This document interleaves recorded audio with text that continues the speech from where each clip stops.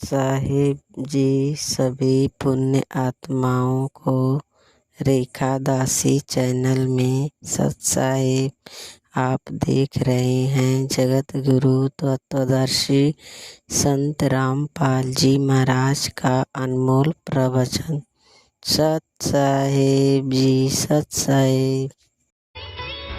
कौन ब्रह्मा का पिता है, कौन विष्णु की मां, शंकर का दादा कौन है, हमको दे बता। ये जानने के लिए कृपया सुनिए जगत गुरु तत्वदर्शी संत रामपाल जी महाराज के अमृत वचन सर्व पवित्र धर्मों के पवित्र शास्त्रों के आधार पर।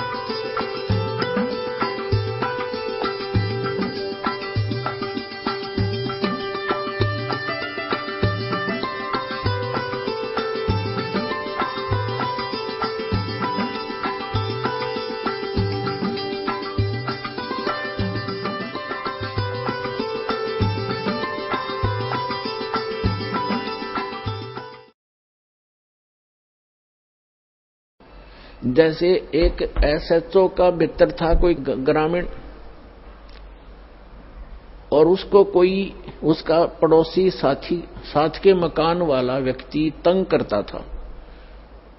उसने अपने मित्र दरोगा जी से कहा कि दरोगा जी, एक मेरा साथी पड़ोसी जो है मुझे बहुत तंग करता है, किसी प्रकार भी बाज नहीं आता है, मैं बहुत बच रहा हूं।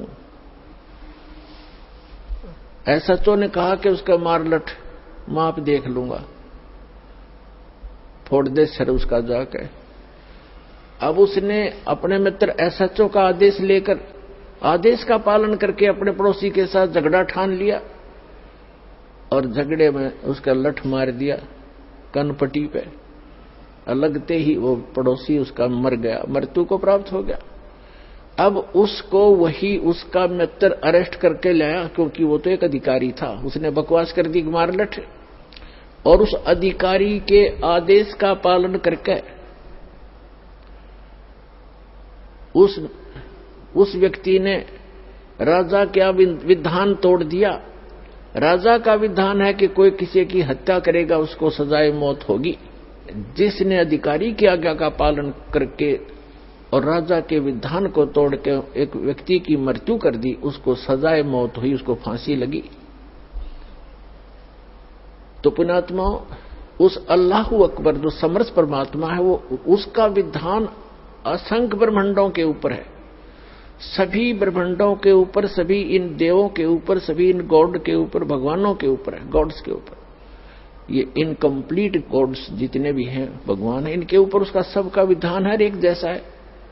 उसके विधान को यदि हम इस कुरान शरीफ के ज्ञानदाता, पुराणों के ज्ञानदाता या गीता के ज्ञानदाता या बाइबल के ज्ञानदाता का आदेश का पालन करके हम तोड़ देते हैं तो हम दोषी होते हैं, हमें दंड मिलेगा ही मिलेगा।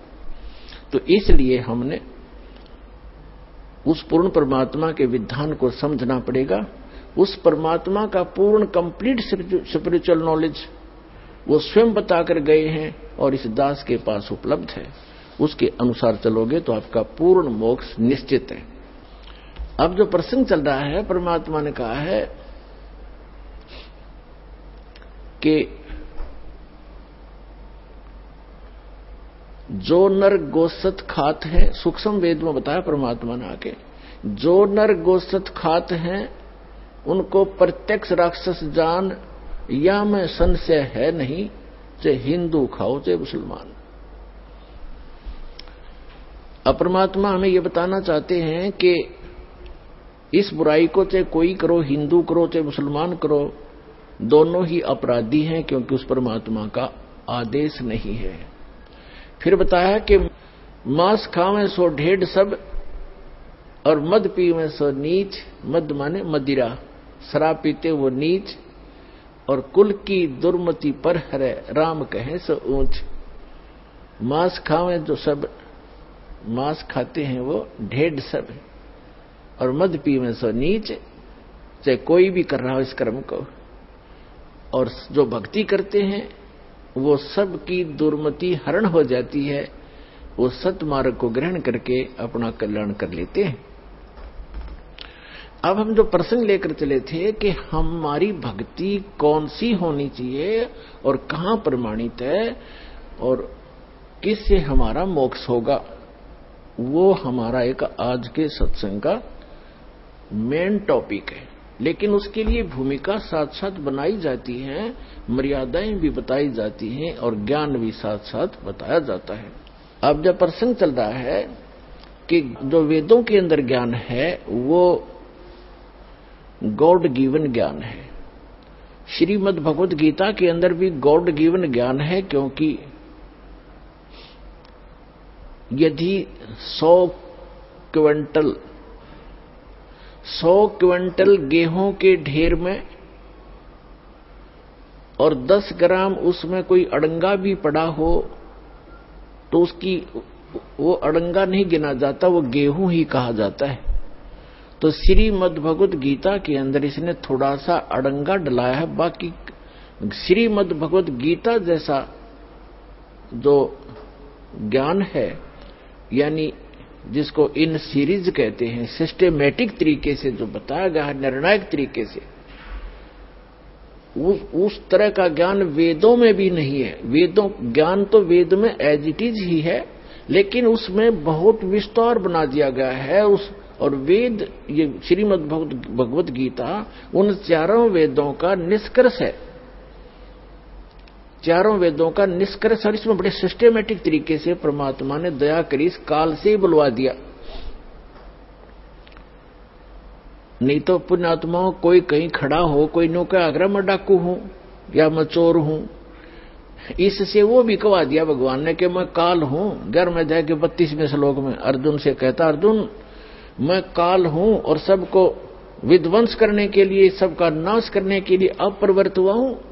श्री कृष्ण तो पहले न खड़ा था उनके साथ में, अब अपना विराट रूप दिखा के बाहर अर्जुन तो, कृष्ण तो दिखे नहीं था, अर्जुन ने कृष्ण तो चेत कर दिया। उसने कहता मैं काल हूं तो ये भी परमात्मा की दया थी, उसने अपनी वास्तविकता बोल दी। परमात्मा के हाथ में रिमोट बुलवाना पड़ा, बोल तू मेरे बच्चों ने पता लगे तू क्या है, इसलिए बुलवा दिया दाता ने। कई बार होता है ना आदमी गुस्से में या अपने आप की प्रभुता पता नहीं किए कह जाता है, बाद में फिर उसको भारा पड़ जाती है वो बात है। तो उसने जो कुछ बोला था वेद व्यास जी ने एज इट इज लिख दिया, परमात्मा ने उसको दिव्य दृष्टि दी, लिख तू एज इट इज लिख, जो इन बातें हुई है आज वो हमारे काम आएगी।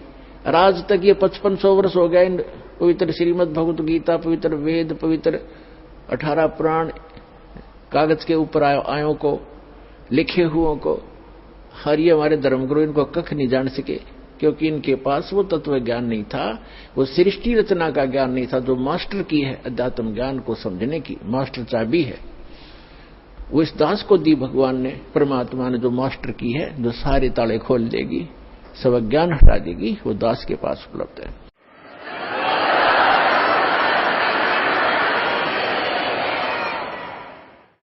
तो प्रसंग चल रहा है कि श्रीमद् भगवत गीता अध्याय नंबर 8 के श्लोक नंबर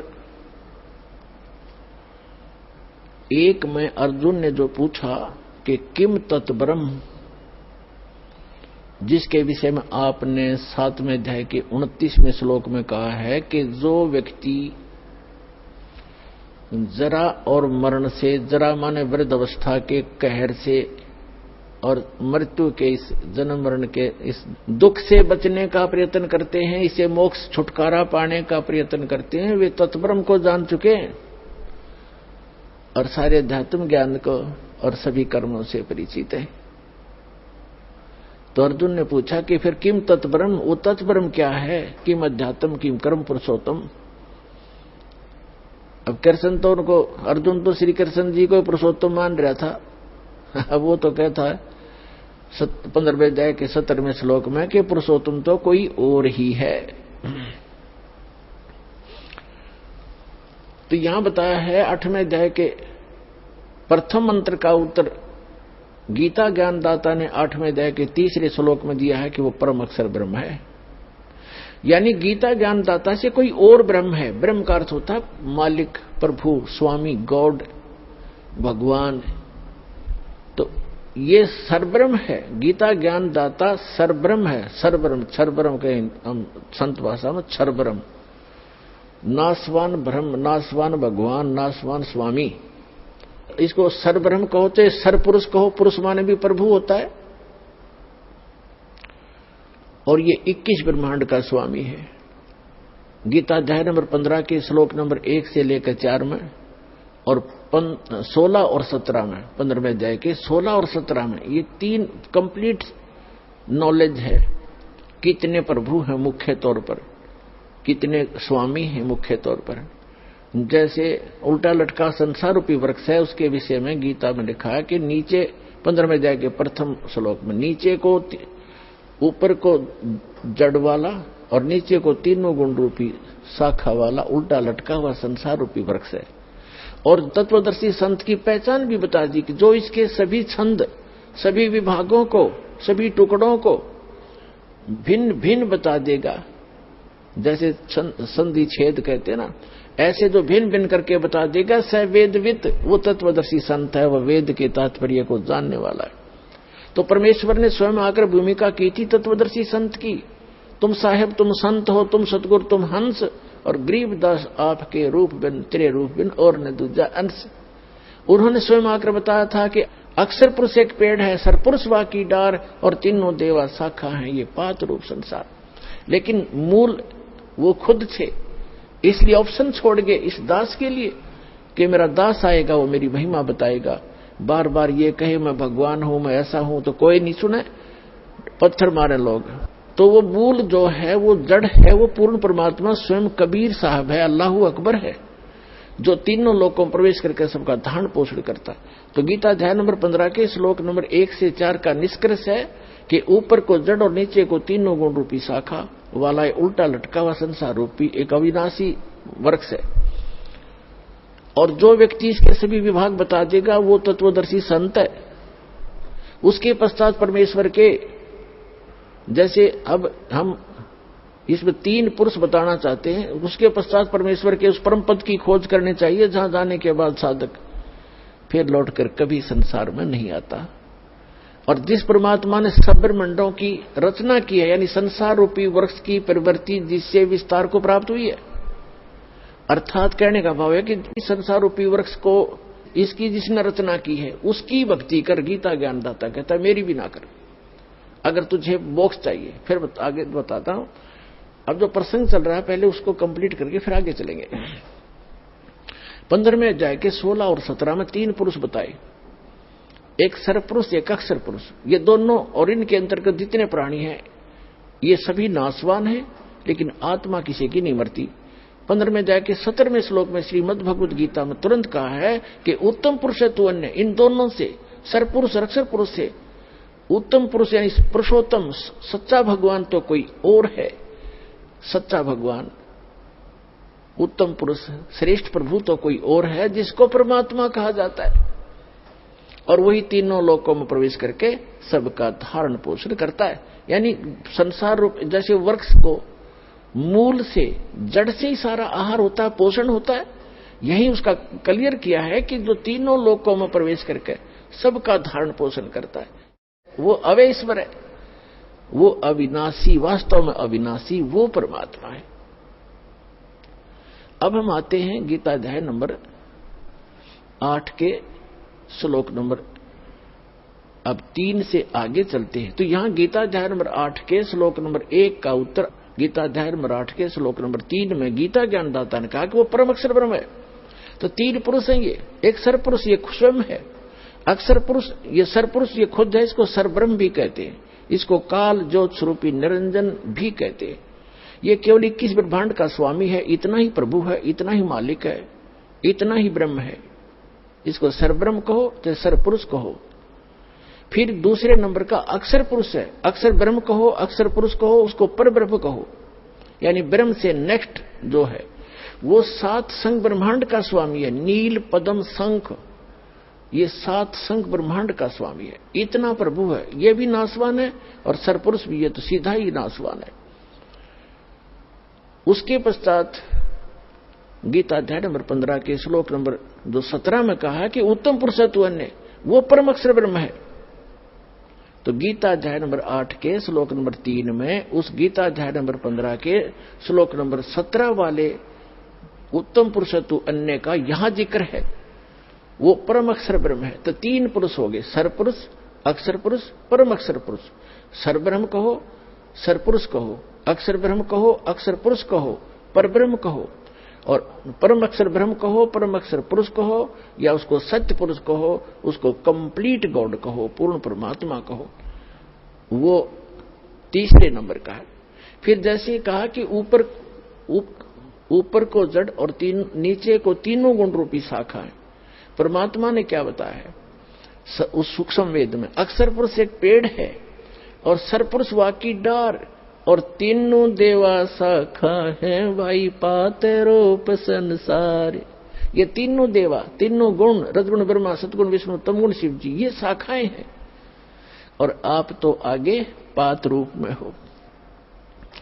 तो कहने का भाव ये है कि अब जो मूल है वो पूरे वृक्ष का पालन करता होता है, पोषक होता है। ऐसे ही गीता अध्याय 15 के श्लोक नंबर 17 में कहा कि उत्तम पुरुष तो अन्य, सरपुरुष और अक्षर पुरुष से भी जो श्रेष्ठ है वो भगवान तो कोई और है। उसका 8वें अध्याय के 3 श्लोक में बता दिया, वो परम अक्षर ब्रह्म है। तो पुण्यात्मा टीचर, और वही तीनों लोकों प्रवेश करके सबका धारण पोषण करता, वो है अविनाशी भगवान। तो पुण्यात्माओं टीचर उसको कहते हैं कि इन सदग्रंथों को समझे, क्योंकि एक ही चैप्टर में सारा कुछ नहीं दिया जाता, फिर अध्याय बनाने की जरूरत क्या चीज की। चैप्टर इसीलिए बनाए जाते हैं कि उसका ज्ञान वहां भी, फिर आगे भी सबको, फिर उन सब का जो मेल करके जो निष्कर्ष निकाल कर अपने श्रोताओं को देता है वो गुरु होता है। उसको गुरु ही कहना पर्याप्त है। लेकिन नकली गुरु हो गए, वो झूठा ज्ञान देते हैं तो सतगुरु कहना पड़ा। सतगुरु भी नकली आ गए तो सच्चा सतगुरु भी कहा। तो सच्चा सतगुरु वो होता है जो निष्कर्ष निकाल के दे। जैसे बाग के, वन के अंदर, जंगल में, फॉरेस्ट में न जाने कितनी प्रकार की जड़ी बूटियां होती हैं और सब हरी भरी लहला रही होती है, लेकिन जो वैद्य होता है उसको जिस जड़ी की जहां भी वो है उसी से उठा लाएगा, और उसकी बीज चाहिए या पत्तों की आवश्यकता है उसके जड़ की, वो ला करके कूट छेद के उनकी दवाई औषधि बना करके पुड़िया बना देता है। उसको वैद्य कहते हैं। अब कोई किसी भी जड़ी की 4 पत्ती तोड़ लाया और कूट के चटनी बना के दे दी और ले खा लो भाई, वो भी वैद्य लिखे बैठा है। तो ये नकली जो संत हैं ये तो हल्दी की गांठ से पंसारी बन गए, और एक आध कहीं से मंत्र को किसी का सिर किसी का पैर लेकर ये सतगुरु बन गए। ये सब नकली डुप्लीकेट काम है, इनके पास कख भी ज्ञान नहीं है। अब उसका कंप्लीट ज्ञान इस दास के पास उपलब्ध है। अब इन सदग्रंथों को समझना कोई बालकों का खेल नहीं है।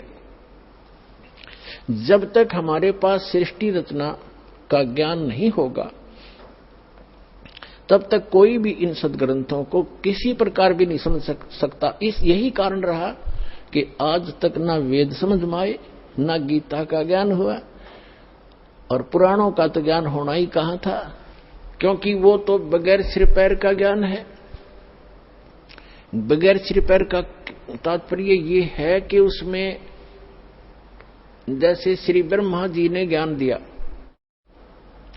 उस ब्रह्मा जी से ज्ञान प्राप्त हुआ दक्ष आदि ऋषियों को, जो उनके वंशज थे, उसके पुत्र थे। उन दक्ष आदि ऋषियों ने आगे अन्य ब्राह्मणों को, अपने वंशजों को ज्ञान बताया। तो ऐसे चलते चलते ब्रह्मा जी ने जो ज्ञान दिया था उसी में कुछ अपनी अटकल अड़ा के लगा के ये 18 भाग बना दिए पुराण के। और ब्रह्मा जी को आप ही नहीं पता मैं कहां से उत्पन्न हो गया। श्री मद देवी भागवत यानी देवी पुराण में तीसरे स्कंद में इस ब्रह्मांड की उत्पत्ति का जिक्र है, विवरण है। तो ब्रह्मा जी स्वयं बताते हैं अपने पुत्र नारद जी को कि बेटा नारद, जब मैं उत्पन्न हुआ तो मैं अपने आप को कमल के फूल पर पाया। मुझे नहीं मालूम मेरा कौन जनक है, किसने मुझे यहां बैठा दिया, किसने मुझे उत्पन्न किया। तो ऐसा महापुरुष जिसने अपनी ही उत्पत्ति का पता नहीं तो बाकी ज्ञान उसके द्वारा दिया गया, कंप्लीट स्पिरिचुअल नॉलेज नहीं हो सकता। तो पुराणों का ज्ञान इसलिए बगैर सिर पैर का है। और जो ब्रह्मा जी ने अपने सचेत होने के उपरांत उसके बाद का जो ज्ञान दिया है वो उस ब्रह्मा जी के सतर का है, वो कंप्लीट स्पिरिचुअल नॉलेज नहीं है। वो ब्रह्मा जी का अनुभव है, जैसा उसने अनुभव किया या किसी से सुना, जैसा भी उसने वेदों को समझा वही ज्ञान आगे कर दिया। श्रीमद देवी भागवत में, देवी पुराण में देवी जी से वो स्वयं कहता अपनी माता से कि माता आप कहते हो भगवान निराकार है, वो दिखेगा नहीं, और आप खुद ये कहती हो कि मैं ही सर्वेश्वर हूं, लेकिन वेद कुछ और बता रहे हैं कि वो निराकार है, वो मनुष्य सदृश है, वो कहीं बैठा है। तो अपने जो हम अनुभव किया हमने उसमें भी वो दिखाई नहीं देता, हमें प्रकाश प्रकाश दिखता है। तो हमारे अनुभव में और वास्तविक वेद ज्ञान के अंदर बहुत विरोधाभास है, ऐसा क्यों है? लेकिन दुर्गा इसका कोई उत्तर नहीं दे पाई, उसको कहीं और ही अटकलों में अड़ा दिया और कहा कि तुम बुद्धि के भ्रम से दो दिखाई देते हैं, जो मैं हूं सो वो है, सो वो है सो मैं हूं। लेकिन फिर भी लास्ट में ये कह जाती है कि जब तुम्हारे ऊपर कोई आपत्ति आवे पुत्रो, तीनों जनों पर, ब्रह्मा जी, विष्णु जी, शिव जी पे, तो उस समय आप हम दोनों को याद कर लेना, मुझे और उस ब्रह्म को, फिर मैं तुम्हारे सामने आ जाऊंगी, तुम्हारे सब संकट दूर कर दूंगी। अब कहने का भाव यह है पुण्यात्माओं, पुराण जो है ये कंप्लीट स्पिरिचुअल नॉलेज नहीं है। हाँ, जो ब्रह्मा जी ने अपने होश में आने के बाद जो ज्ञान दिया है वो उसके सतर का सही है। अब जैसे पुराणों को गपोड़ कोई कहता है तो वो मूर्ख आदमी है, क्योंकि अध्यात्म मार्ग के अंदर कोई भी इम्पॉसिबल कर्म कार्य जॉब नहीं होता, कोई किसी प्रकार का भी कुछ भी लिखा हुआ है वो सब संभव होता है। जैसे एक छोटा सा जादूगर, एक जादूगर हमने देखा, एक छोटा सा जैसे ये कंचा होता है, बच्चे खेलते हैं, छोटे छोटे गोली सी कांच के अंटे, इनको ऐसे मुख में डालता है और थोड़ी सी देर में इतना मोटा पत्थर, कति पत्थर ने चीकना ओ कर नो निकाल देता है। बताओ, अब कोई नो को ऐसा नहीं मानता, मैं तो मुझे करके दिखाओ। हमने तो करके नहीं, हमने नहीं करना आता, लेकिन हमने करते देखे, हम सच्ची बताएं। तो इसने कोई नो का झूठ है तो उसकी बुद्धि उसी के सतर की है, मैं नहीं मानता। अब जो कह रहा है उसने कोई बालक है, कोई स्वार्थवश थोड़ा ही कह रहा है। ब्रह्मा जी कोई बालक नहीं था, उसने जो भी लीलाएं देखी अपने होश में आने के बाद वो पुराण में लिख दी, और वो सारी जो भी हुई है वो सच्ची है। सच्ची का मतलब है कि वो ऐसी घटना घटी है, सच्ची का अर्थ ये नहीं है कि वो सही ज्ञान है, वो ऐसी घटना वहां घटी ही है, हुई है। अब हम प्रसंग पर आते हैं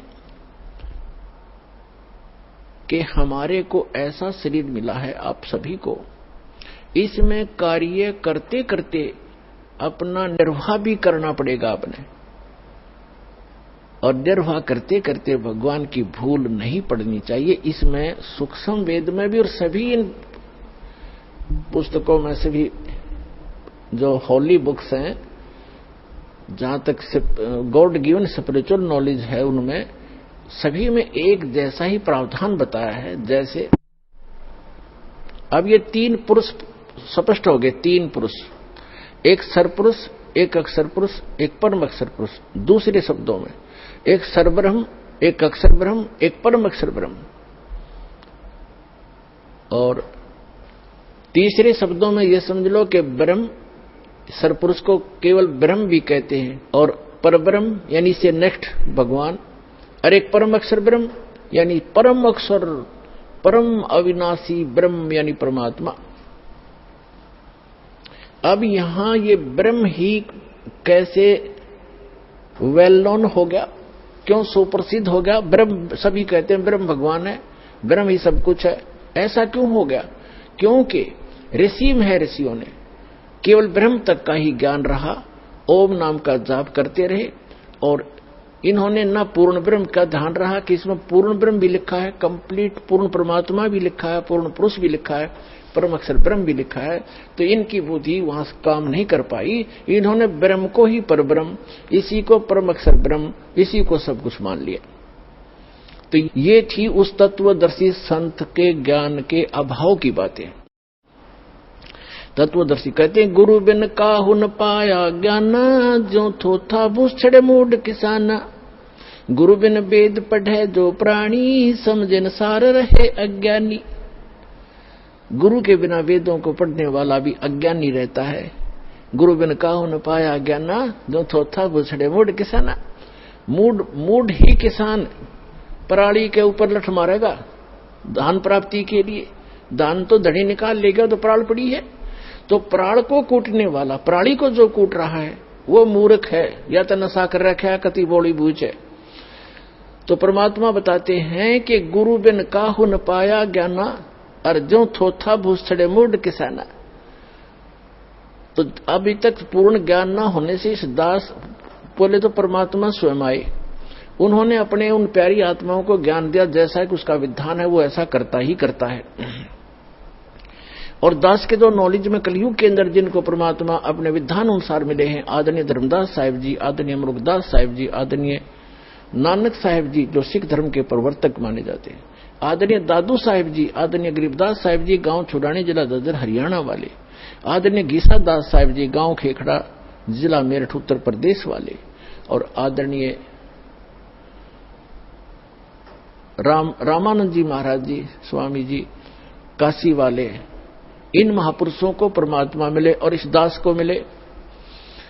तो उन महापुरुषों को छोड़कर इस दास के अतिरिक्त आज तक ये कंप्लीट स्पिरिचुअल नॉलेज किसी के पास नहीं था।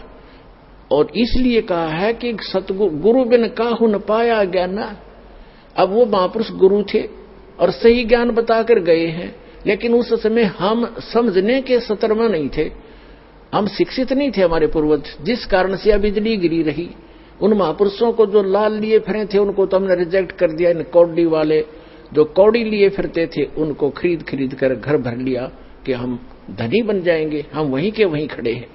इसके विषय में परमात्मा बताते हैं कि चारों युग में मेरे संत पुकारे, कोक कहा हम हेल रे, हीरे माणक मोती बरसे, ये जग सुगता डेल रे। ओए चारों युग में मेरे संत पुकारे, मेरे से परिचित मेरे प्यारी आत्माएं, वो महापुरुष जिनको मैं मिला, उनको सब कंप्लीट स्पिरिचुअल नॉलेज दिया, उन्होंने भी यही आवाज लगाई और मैंने भी, हमने कूक कहा हम हेल रे, ऊंचे स्वर में गरज गरज कर आवाज लगाई चौराहों पर खड़े हो होकर, और हम हीरे मोती माणिक बरसावें। ये यथार्थ भक्ति रूपी जो सत साधना रूपी बहुमूल्य ज्ञान दे रहे हैं, जिससे जल्दी धनी हो जाओगे भक्ति के। और इनको ग्रहण ना करके तुम डले इकट्ठे कर रहे हो, आन उपासना रूपी गलत साधना, शास्त्र विरुद्ध साधना करके वो डले इकट्ठे कर रहे हो लाल के धोखे में, जो आपको लास्ट में धोखा मिलेगा। तो जो प्रसंग चल रहा है पुण्यात्माओं, तो उस पर इन महापुरुषों को छोड़कर इस दास के अतिरिक्त वर्तमान में कोई गुरु नहीं है। इसको चाहे अभिमान मान लेना और चाहे सच्चा ज्ञान समझ लेना। जो आज इसको अभिमान समझेगा 10 दिन के बाद उसी को पछताना पड़ेगा कि सारी सत्य कह रहे थे। तो कहते हैं गुरु बिन काहु न पाया ज्ञाना, जो थोथा भूसड़े मूड किसाना, और गुरु बिन वेद पढ़े जो प्राणी, और समझे न सार रहे अज्ञानी। इन्होंने वेद पढ़े, ब्रह्म को ही कंप्लीट गॉड मान लिया, ओम नाम के जाप को फाइनल मंत्र मान लिया, और पूर्ण ब्रह्म भी वही मान लिया, ओम नाम लेकर उसी को रटन लग गए। अब देखो श्रीमद् भगवत गीता अध्याय नंबर 15 के श्लोक नंबर 16 और 17 में 3 पुरुष प्रमाणित हो गए, और श्रीमद् भगवत गीता अध्याय नंबर 15 के श्लोक नंबर 1 से 4 में उल्टा लटका हुआ संसार रूपी वृक्ष है, जिसके ऊपर को जड़ है, नीचे को तीनों गुण रूपी शाखा है। तो ऊपर को जो मूल है वो तो परम अक्षर ब्रह्म है, और जो तना है उस वृक्ष का वो समझो अक्षर पुरुष है, अक्षर ब्रह्म कहो, अक्षर पुरुष कहो। फिर उससे एक मोटी डार निकलती है तने से, वो सर पुरुष है, उसे ज्योत स्वरूप निरंजन कहो, सर पुरुष कहो, सर ब्रह्म कहो या ब्रह्म कहो। और आगे फिर तीनों देवा शाखा हैं, रजगुण ब्रह्मा, सतगुण विष्णु, तमगुण शिव जी शाखा है, और पात रूप संसार।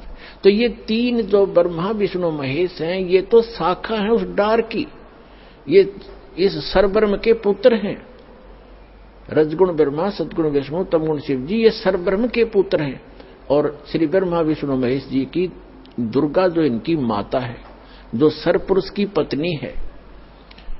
और अब ये जो यहां प्रभु हैं, जैसे हम श्री विष्णु जी को सतोगुण भगवान भी मानते थे और कंप्लीट गॉड कहा करते थे, सत्यनारायण भी कहते थे। सत्यनारायण माने अविनाशी भगवान।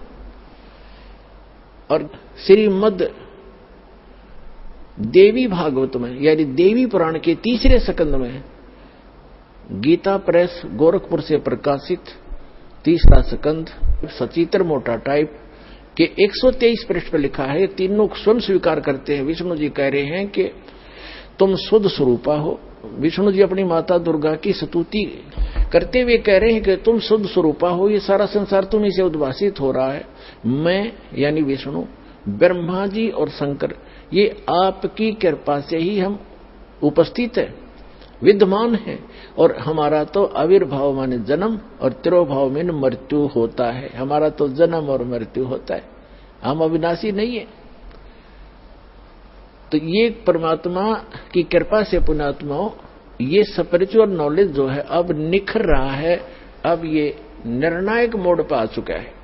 ये तो 3 जो भगवान हैं, 3 प्रभु हैं, स्वामी कहो, भगवान कहो, इनको प्रभु कहो। जो जितना जिस क्षेत्र का स्वामी है उतना ही होता है। जैसे एक तहसीलदार भी स्वामी है, प्रभु है अपने क्षेत्र का, अपने जितना उसका कार्यकलाप है, उस अपने जॉब का जितना उसका क्षेत्र है वहां का इतना साहब वो है।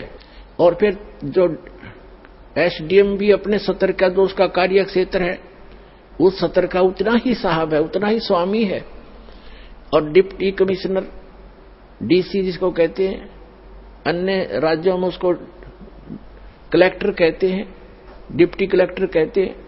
तो जो डिप्टी कलेक्टर है वहां का वही समझो, वो भी साहब है। और कलेक्टर यानी कमिश्नर वो भी साहब है।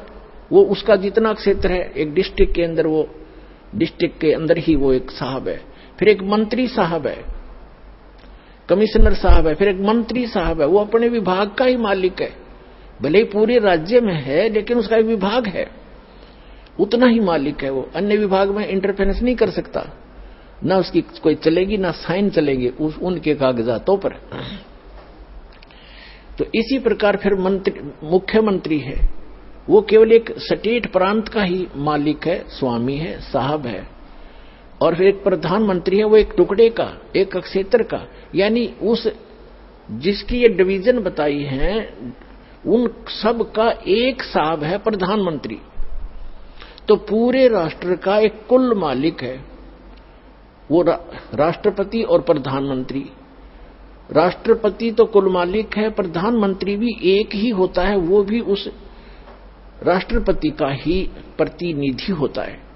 और आगे प्रधानमंत्री के ये सभी मुख्यमंत्री या अन्य जितने भी मशीनरी है सरकारी, ये सब उसके अधीन होती है, उसके होते हैं। ये अपने सत्र में भी साहब हैं, अपने सत्र में भी मालिक है, और ये कुल एक मालिक के भी हैं, उस सब के अधीन हैं, ऐसे समझना।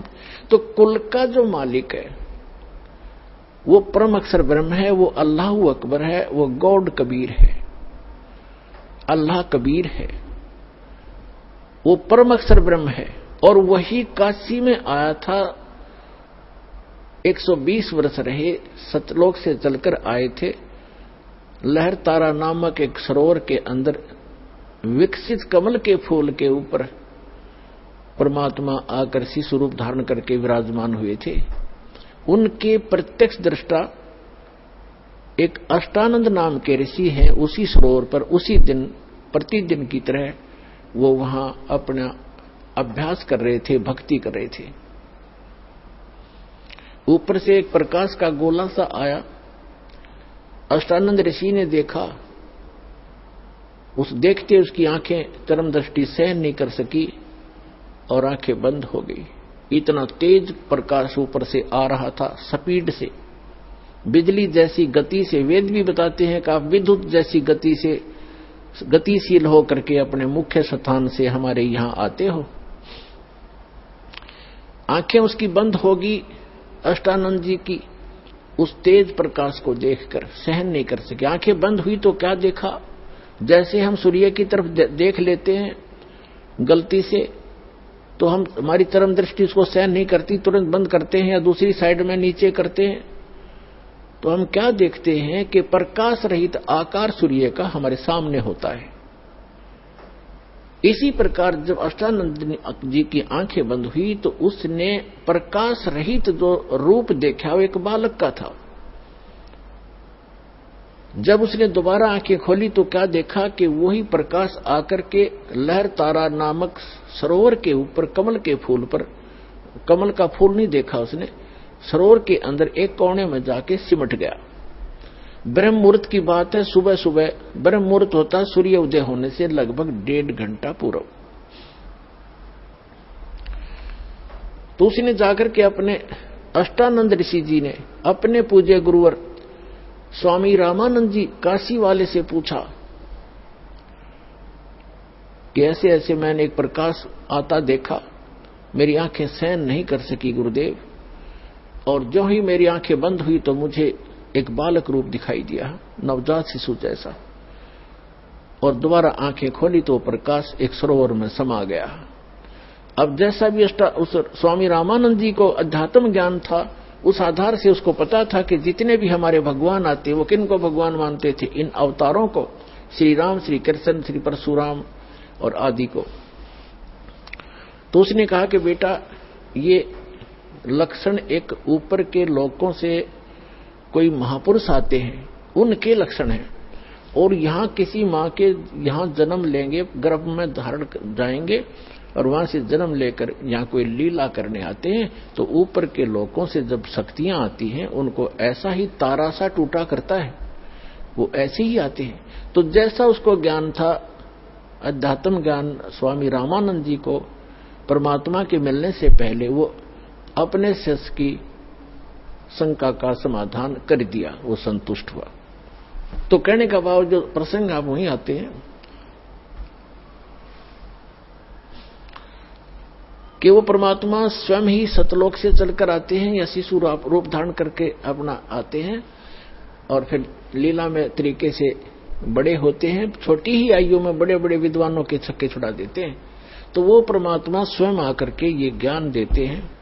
तो उन्होंने आकर के जो ज्ञान बताया है, तो वो परमात्मा उन्होंने आकर के सच्चा ज्ञान बताया है जो तत्व ज्ञान कहलाता है।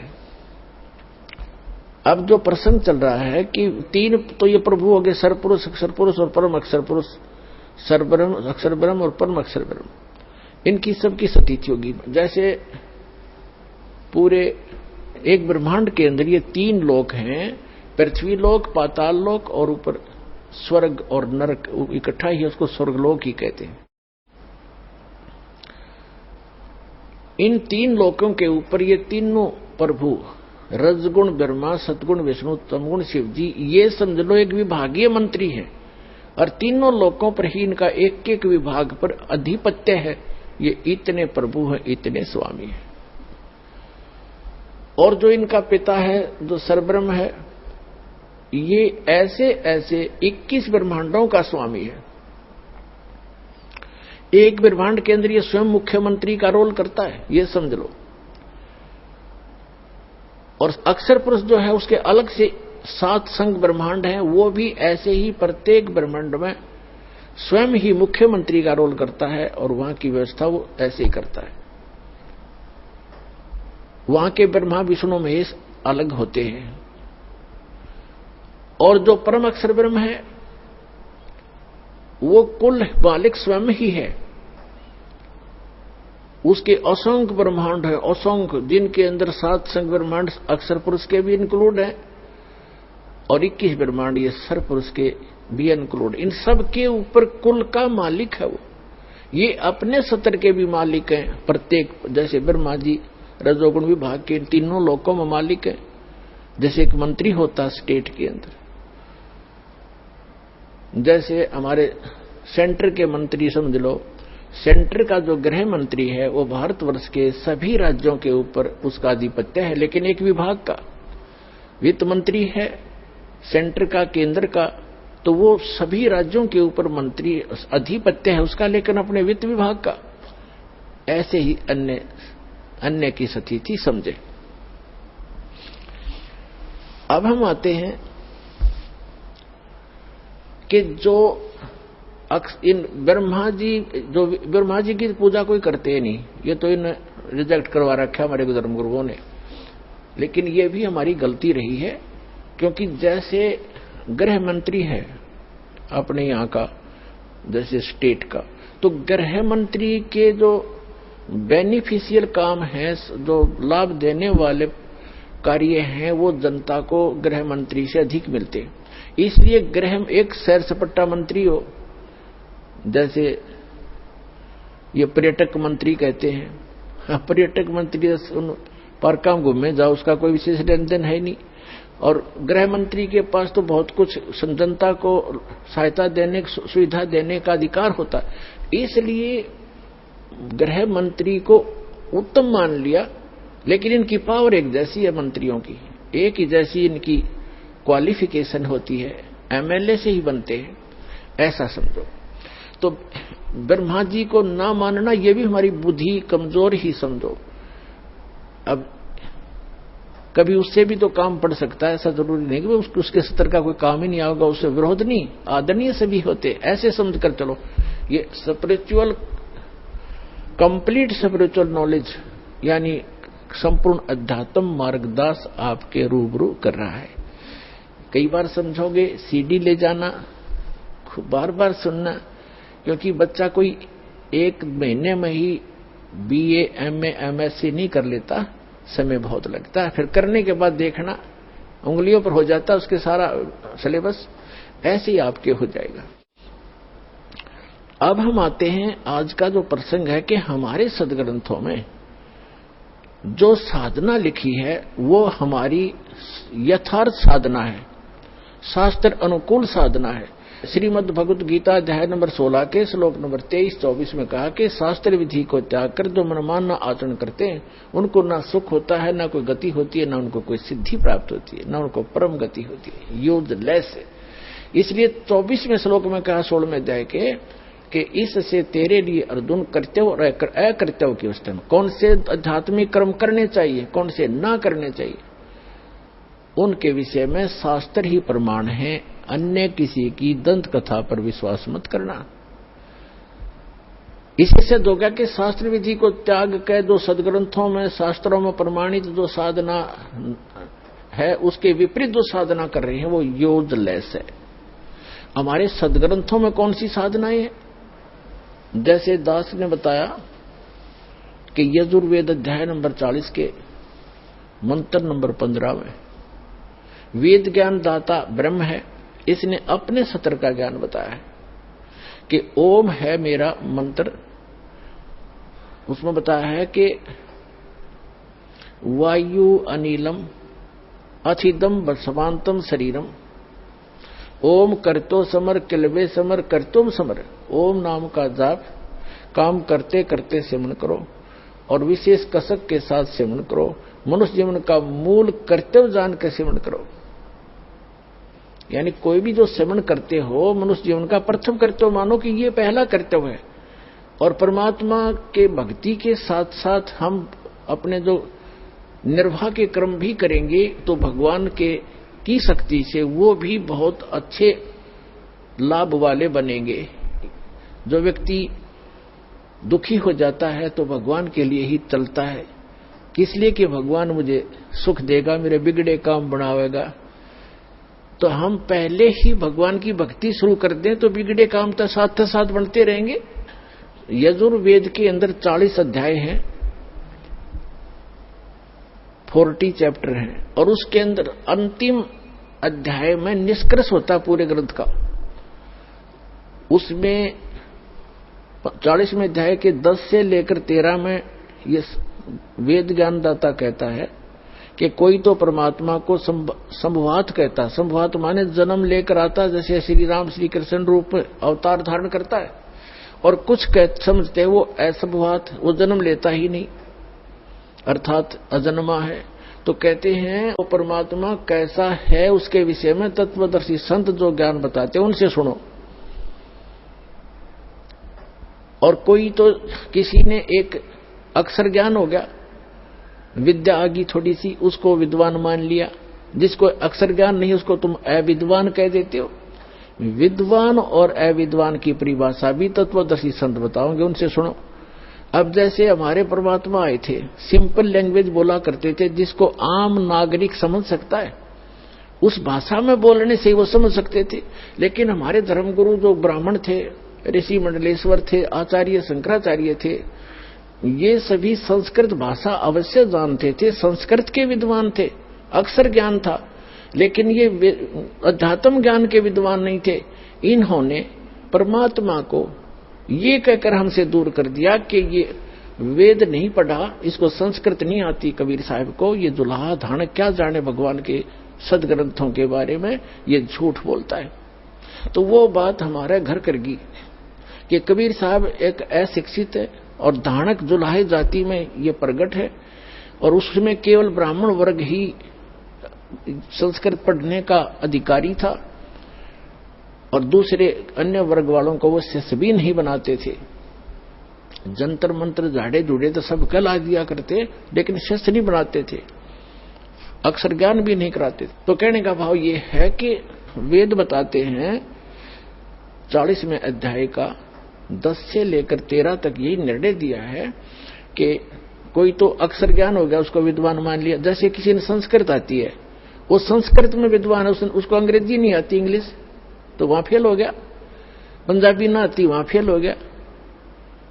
तो इस एक भाषा विशेष के जान लेने से, व्याकरण से संबंधित जानकारी प्राप्त कर लेने मात्र से विद्वान नहीं होता।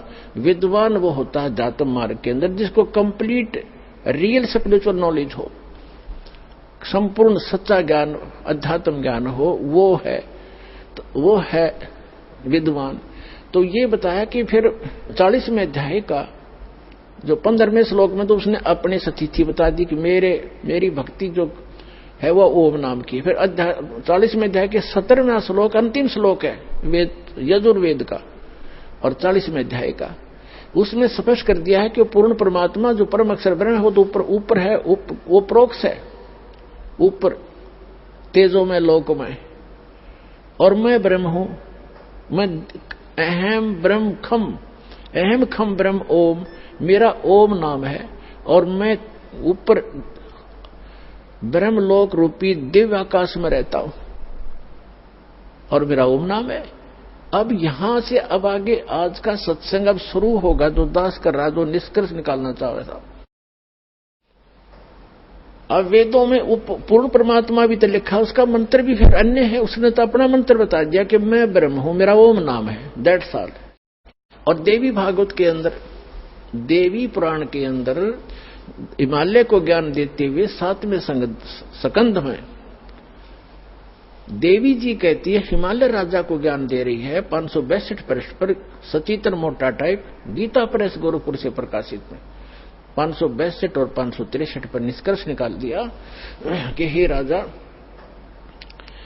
तू ब्रह्म का जाप कर, मेरी साधना भी छोड़ दे, उसका ओम नाम है, ब्रह्म को पाने का उद्देश्य रख और उसकी भक्ति कर, उससे तेरा कल्याण हो और तू उसको पा जाएगा ब्रह्म को। और वो ब्रह्मलोक दिव्य आकाश रूपी ब्रह्मलोक में रहता है वो ब्रह्म, वहां चले जाओगे। यानी ओम नाम के जाप से ब्रह्मलोक प्राप्ति होती है, क्योंकि ये मंत्र ब्रह्म का है। अब हम आते हैं गीता जी पे। श्रीमद् भगवत गीता अध्याय नंबर 8 के श्लोक नंबर 5 और 7 में गीता ज्ञानदाता कहता है कि अर्जुन, तू युद्ध भी कर और मेरी भक्ति भी कर और तुम मुझे ही प्राप्त होगा, चिंता मत कर। अपनी साधना 8वें अध्याय के 13वें श्लोक में बताता है कि ओम इति एकाक्षरम ब्रह्म व्यवहारण माम अनुसमरण ये प्रयाति तजंदेहम सयाति परमाम गति। मुझ ब्रह्म का एक ओम अक्षर है, नथिंग एल्स, यही है। और इसको जो अंतिम श्वास तक सिमरण करता हुआ शरीर छोड़कर जाता है, सयाति परमाम गति, यानी ओम से मिलने वाली जो परम गति है वो इससे प्राप्त होगी।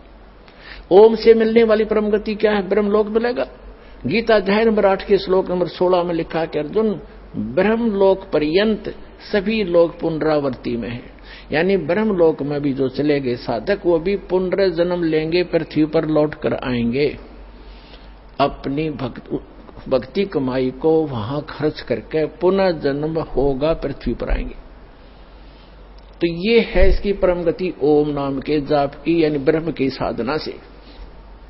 तो इससे कंप्लीट मोक्ष प्राप्त नहीं हुआ, जो गीता अध्याय नंबर 18 के श्लोक नंबर 62, गीता अध्याय नंबर 15 के श्लोक नंबर 4 में कहा है कि तत्वदर्शी संत अर्जुन, तो उस सर्वभाव से उस परमेश्वर की शरण में जा, उसकी कृपा से तो परम शांति को और सनातन परम धाम को प्राप्त होगा। और उस तत्वदर्शी संत की प्राप्ति के उपरांत परमेश्वर के उस परम पद की खोज करनी चाहिए, जहां जाने के बाद साधक लौटकर कभी फिर लौटकर संसार में नहीं आते। तो वो ओम नाम के जाप से प्राप्त नहीं हुआ, वहां तक वो ब्रह्मलोक मिला, ब्रह्मलोक से गए हुए प्राणी भी वापस पुनरावृत्ति में आते हैं। तो ओम से कंप्लीट मोक्ष नहीं हुआ, कंप्लीट यानी संपूर्ण मोक्ष नहीं हुआ, पूर्ण मुक्ति नहीं हुई। पूर्ण मोक्ष वो होता है कभी नाश ना हो, वहां जाने के बाद कभी मृत्यु नहीं होती, जरा और मरण सदा के लिए समाप्त हो जाता है। अब हम आते, जैसे एक सरपुरुष की तो ये सतिथि बता दी, अब अक्षर पुरुष, अक्षर पुरुष भी नाशवान है। गीता अध्याय नंबर 15 के श्लोक नंबर 16 में 2 पुरुष बताए, सरपुरुष और अक्षर पुरुष। और इन दोनों ही के लोक में जितने भी इनके ब्रह्मांड हैं, उन ब्रह्मांडों में जितने प्राणी हैं और ये स्वयं भी, ये नाशवान है, आत्मा किसी की नहीं मरती। ये तो अंडरस्टूड, अगर देखी भी ना मरती। तो 15वें अध्याय के 17वें श्लोक में बताया कि उत्तम पुरुषत्व अन्य परमात्मा इति उदाहरते यह लोक तरम अविश्य विवर्ती अव्यय ईश्वर है। अव्यय माने अविनाशी भगवान है वो ये तीनों लोकों में प्रवेश करके सबका धारण पोषण करता है। वो तो इन दोनों से अन्य है, वो वास्तव अविनाशी है। तो ये भी नाशवान है, अक्षर पुरुष भी नाशवान है, लेकिन परम अक्षर पुरुष, परम अक्षर ब्रह्म वो अविनाशी है। इन रियल जो है ना वो भगवान है, अविनाशी परमात्मा है। अब जो अक्षर पुरुष का जो मंत्र है और परम अक्षर ब्रह्म का जो मंत्र जाप है, वो गीता जी के अंदर कोड वर्डों में है। वैसे वेदों में भी कोड वर्डों में है कि वो परमात्मा, जो पूर्ण परमात्मा के पाने का 3 मंत्र का जाप है, 3 मंत्र का। और इसमें वो संकेत मंत्र भी लिख दिए, लेकिन वो सांकेतिक हैं, उनके कोड वर्ड हैं। श्रीमद् भगवत गीता अध्याय नंबर 17 के श्लोक नंबर 23 में उसमें लिखा है कि ओम तत्सत इति निर्देश ब्रह्मण त्रिविध समर्थ। ब्रह्मण माने सच्चिदानंद घन ब्रह्म, यानी परम अक्षर ब्रह्म। परम अक्षर ब्रह्म के पाने का इस 3 मंत्र के सिमरण का निर्देश है। निर्देश माने नथिंग एल्स, इसके अतिरिक्त और कुछ नहीं। ये फाइनल डायरेक्शन है, कंप्लीट ये ज्ञान है। और ये ओम तो सीधा सरपुरुष यानी ब्रह्म का, और तत् ये अक्षर ब्रह्म का, अक्षर पुरुष का, और सत ये परम अक्षर ब्रह्म का। उसको परम अक्षर पुरुष कहो, उसको सत्य पुरुष कहो, उसे कंप्लीट गॉड कहो, अल्लाहु अकबर कहो, उस पूर्ण परमात्मा का। ओम तत्सत। तत् और सत ये सांकेतिक है, ये कोड वर्ड है। आज तक ये किसी के पास नहीं थे, या तो उन संतों के पास थे जिनको भगवान मिले, जो 10 बार आपको उनके पवित्र नाम याद दिलाता है। आदरणीय धर्मदास साहिब जी, आदरणीय मुल्कदास साहिब जी, आदरणीय नानक साहिब जी, आदरणीय दादू साहिब जी, आदरणीय गरीबदास साहिब जी, गांव छुरानी जिला झज्जर वाले, आदरणीय गीसा दास साहिब जी, गांव खेखड़ा जिला मेरठ उत्तर प्रदेश वाले, और वर्तमान में इस दास के पास, इनके अतिरिक्त यो ज्ञान किसी के पास नहीं था। और उनको परमात्मा ने प्रतिज्ञा करा दी थी कि बच्चों अभी इसको डिस्क्लोज ना करना, नहीं तो काल के द्वारा भेजे हुए जितने भी पंथ चलेंगे उनके द्वारा भेजे, काल के द्वारा भेजे संत एक अच्छी आत्मा होती है जो भगवान के ही बच्चे होते हैं, लेकिन ये काल उनका दुरुपयोग करता है। उनकी पूर्व जन्म की कमाई उनके साथ होती है, वो सारा जीवन अपना व्यर्थ कर जाते हैं। अनुयायी भी उसकी बहुत सेवा करते रहते हैं, बहुत अच्छी प्रभुता बनी रहती है, गाड़ियों में चलता है, खूब खाने मिलते हैं, वो उसका पूर्व जन्म का संस्कार है। लेकिन भविष्य का चार्जर नहीं है उसके पास, वो पूर्व जन्म की चार्ज बैटरी को डिस्चार्ज कर रहा है, और साथ में भगवान के बच्चों को मिसगाइड करने का अपराधी भी हो रहा है वो संत। तो परमात्मा को पता था कि ये जितने भी काल अपने भेजेगा दूत, अगर इनके हाथ यो मंत्र यो ज्ञान लग गया तो मेरे बच्चों को मैं कैसे ज्ञान दूंगा, कैसे ग्रहण करूंगा, कैसे पार कर पाऊंगा। क्योंकि अगर यही ज्ञान राधा स्वामी, धन सदगुरु, जय गुरुदेव और इन जितने भी पंथ इस दास के अतिरिक्त है, कबीर पंथी हैं या बिना कबीर पंथी हैं, या ब्रह्मा विष्णु महेश की स्थिति आपको परिचित हो जाएगी, इनकी भक्ति करने वाले कहां तक जा सकते हैं। इनके पास ये ना ज्ञान है ना मंत्र है। तो परमात्मा ने कह दिया था, धर्मदास मेरी लाख दुहाई, ये मूल ज्ञान, ये मूल नाम कहीं बार ना जाई, धर्मदास मेरी लाख दुहाई, मूल ज्ञान कहीं बार ना जाई। मूल ज्ञान कहो, और मूल ज्ञान तो एक कंप्लीट स्पिरिचुअल नॉलेज है, तत्व ज्ञान। और मूल मंत्र, मूल नाम, सार नाम, ये मूल नाम है, ये सतनाम और सार नाम। और एक सारनाम अलग है, सतनाम सारनाम कहो, मूल नाम में दोनों आ जाते हैं, सतनाम और सारनाम। तो जो सतनाम है ये 2 अक्षर का बनता है, एक ओम और दूसरा इसमें तत्, जो अक्षर पुरुष का मंत्र है, कोड वर्ड है वो तत्, वो दोनों मिलकर सतनाम होता है। और सांस उश्वास से उसका सिमरण होता है। कबीर साहब कहते हैं, सांस उश्वास में नाम जपो, व्यर्था सांस मत खो, ना जाने इसी श्वास को आवण हो के न हो। तो वो श्वास उश्वास से सिमरण है उस सतनाम के 2 अक्षर का, वो तत् और ओम मिलकर बनता है। तत् ये कोड वर्ड है, अक्षर पुरुष का है, मंत्र है। और सत जो है वो है सार नाम, सार शब्द, आदि नाम, वो है, उसका कोड वर्ड है सत्य। और वो परम अक्षर ब्रह्म यानी पूर्ण परमात्मा सत्य पुरुष का जाप है। तो ये जो साधना हम करते हैं ये पूजा नहीं है इनकी। जैसे हमने जल प्राप्ति करनी है और जल है जमीन में, उसको निकालने के लिए हम जो इंस्ट्रूमेंट प्रयोग करेंगे, जो औजार प्रयोग करेंगे, बोकी पाइप लावांगे और जो क्रिया हम करेंगे, ये हमारी पूज्य नहीं, ये साधना है। और पूज्य हमारा जल है। तो जल प्राप्ति के लिए जो हम कार्य करें वो उनकी पूजा नहीं करें, जो साधना प्रयोग की हमने। तो जैसे प्रथम मंत्र में आपको दिए जाते हैं, ये केवल सूक्ष्म वेद के अंदर है ये कंप्लीट मंत्र। और इन अन्य संतों ने कहीं कहीं से, जैसे परमात्मा आए थे, परमात्मा स्वयं आए थे, वो तो जैसे ब्रह्मा विष्णु महेश भी उसी के बच्चे, हिंदू भी उसी के बच्चे, मुसलमान भी उसी के बच्चे, सिख भी उसी के बच्चे, ईसाई भी उसी के बालक है। तो ये वो तो सबके उद्धार के लिए आता है।